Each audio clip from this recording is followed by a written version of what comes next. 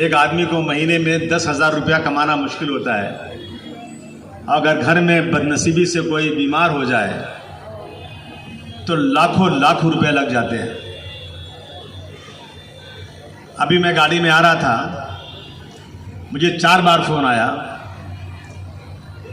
कि हम लोग हॉस्पिटल में एडमिट होने गए तो डॉक्टर ने कहा कि 12.5 लाख रुपया खर्च होगा। एक आदमी बेचारा बाहर से आया और हम 10.5 लाख भर चुके हैं, अब हम 1.5 लाख और भरने जा रहे हैं तो कह रहे नहीं अब 16 लाख लगेगा।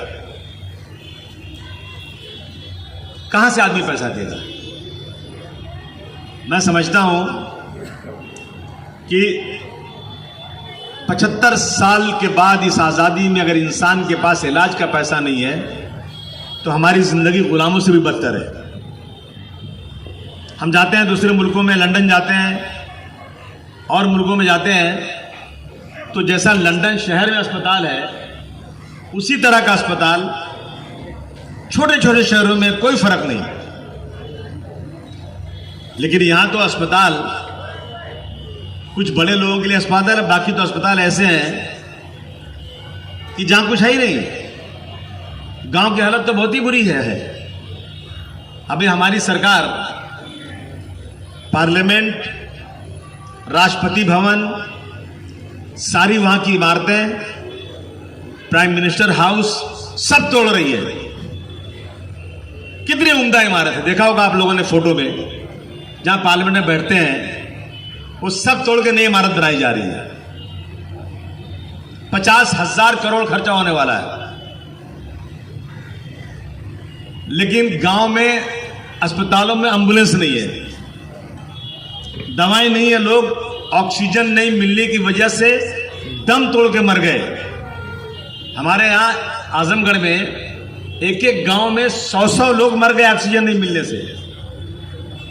और उसके बाद हम लोग इन चीजों का न ख्याल करते हुए हमारी सरकारें जो हैं सिर्फ बड़ी बड़ी बिल्डिंगें बना दें और अस्पतालों का ख्याल नहीं करें। मैं ऐसी सरकारों की खुली निंदा करना चाहता हूं और खुली उनके खिलाफ मैं बगावत का ऐलान करना चाहता हूं। ये बिल्कुल नहीं होना चाहिए देश के अंदर। यही अस्पताल एक बैठी चाली की तरह से था, छोटा सा कमरा था, छोटी सी जगह थी। चलिए, ये मैंने नहीं, मेरी पूरी टीम ने, ये सिर्फ अबू आसिम का काम नहीं है, सारा काम कारपोरेशन से होता है।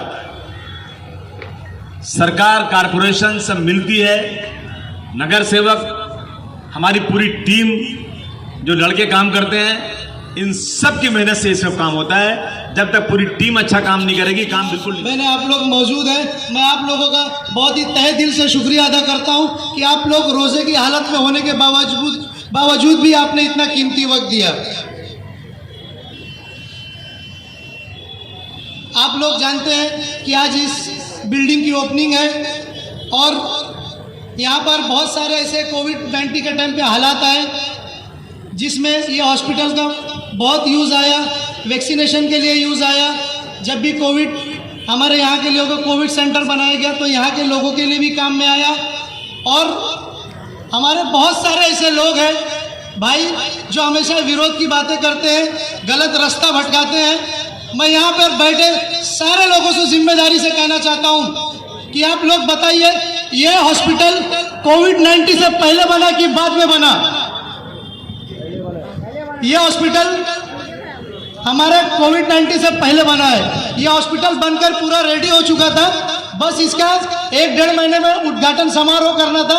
अचानक से ये बीमारी आ गई और इस बीमारी का इसमें बहुत अच्छा इस्तेमाल हुआ। लोगों को यहाँ पे कुछ लोग बैनर पोस्टर के जरिए हमारे समाजवादी पार्टी और हमारे कामों को नेगलेक्ट करना चाहते हैं। हमको उनका बोलना ऐसा है कि हम हॉस्पिटल क्यों नहीं चालू कर रहे। आप लोग सोचिए, मैं एक जिम्मेदार आदमी, मेरे वार्ड में अगर हॉस्पिटल है, मैं क्यों नहीं चाहूंगा कि जल्द से जल्द चालू हो जाए।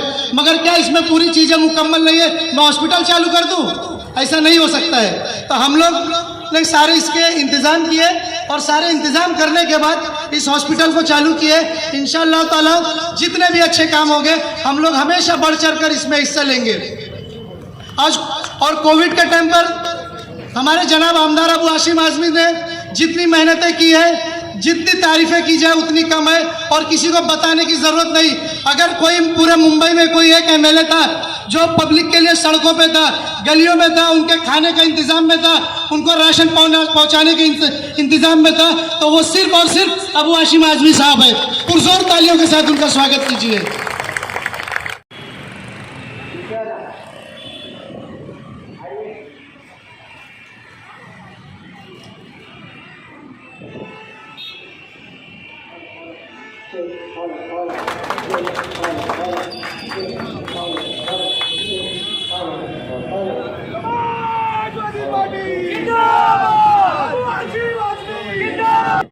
जिसके तहत इसको बनाया गया, लेकिन 2 साल तक कोविड की वजह से इसमें कोविड सेंटर बाद में बनाया गया और इसकी ओपनिंग में लेट हो गया, तो सारा काम दरामरम चला 2 साल से। अब आज इसकी ओपनिंग हुई है। इसके अंदर सारी फैसिलिटीज़ जितने जल्दी हो सकता है हम लोग कॉरपोरेशन में सरकार से बात करके जितनी जल्दी हो सकता है सारी इसके अंदर एमिनिटीज़ सारी फैसिलिटी शुरू हो जाएगी। वैसे आज से काम शुरू हो चुका है यहाँ पर। मैं तमाम लोगों को इसके लिए बहुत बहुत बधाई देने आया हूँ। सर, क्या आप ये चीज़ मानते हैं कि यहाँ की गरीब जनता जो आज तक एक डिलीवरी वगैरह के जैसे चीज़ को लेके 25 से 50 हज़ार रुपये खर्च होते थे, आप 5 हज़ार रुपये काम होगा सस्ते में इलाज होगा? बिल्कुल होगा, बिल्कुल। ये यहाँ की बात क्या, पूरे भारतवर्ष की हालत ये है। आज गांव में तो कोई है ही नहीं, घर में बच्चे पैदा हो जाते हैं, कोई आती है वहाँ पे, कोई एक दाई आती है काट देती है, काम हो जाए। इसी हम लोग सब पैदा हुए।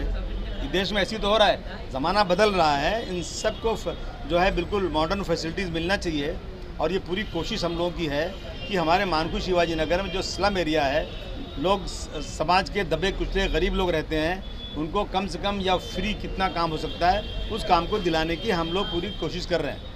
सर, ये बताइए इस अस्पताल में कौन कौन सा ऐसे इलाज के लिए रेफर किया जाएगा बड़े अस्पतालों में, या बहुत सी बीमारियों का यहीं हो जाएगा कि मरीजों को? अरे अभी शुरू होने तो यहाँ पर मेटर्निटी हुआ है, बच्चों को पैदाइश यहाँ पे होगी, यहाँ पे टीबी का इलाज होगा, यहाँ पे पूरा पैथोलॉजी का सिस्टम रहेगा और रोज़ाना डॉक्टर बैठेंगे, चेक करेंगे, सर्जरी होगी।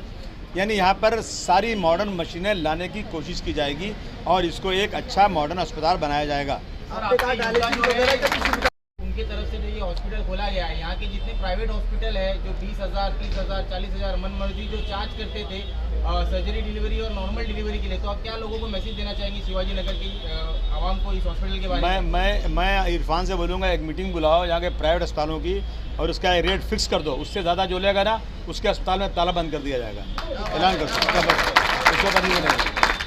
सर, ये जो उद्घाटन हुआ है, क्या ये प्रोटोकॉल के मतलब उसको हुआ देखते हुए, जैसे कि यहाँ आप बेचैन मत होइए, सब ठीक हो गया है। अच्छा।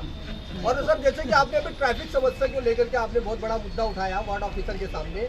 यहाँ पे सर एक ब्रिज है महाड़ा बिल्डिंग के पास शिवाजी नगर पुलिस स्टेशन से लगते, जो अधूरा काम छूटा पड़ा, जो विक्रोली तक जा रहा था वो अधूरा काम पड़ा है। उसको कहते हैं कि अगर वो ब्रिज बन जाएगा तो ये बॉटल नेक जो छेड़ा नगर के पास ट्रैफिक है वो हमेशा खत्म हो जाएगा। अरे ये मानकू शिवाजी का प्रॉब्लम नहीं है, पूरी मुंबई का प्रॉब्लम है।